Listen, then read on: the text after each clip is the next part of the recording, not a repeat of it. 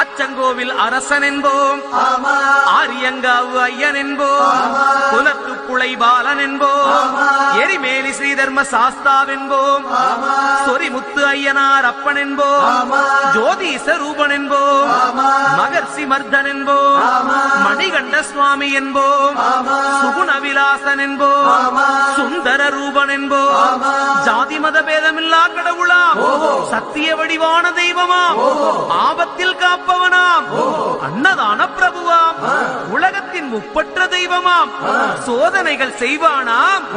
ஆனா கைவிட மாட்டானாம். அப்படிப்பட்ட சாமி ரொம்ப சிறுசையா, ஆனா சக்தி ரொம்ப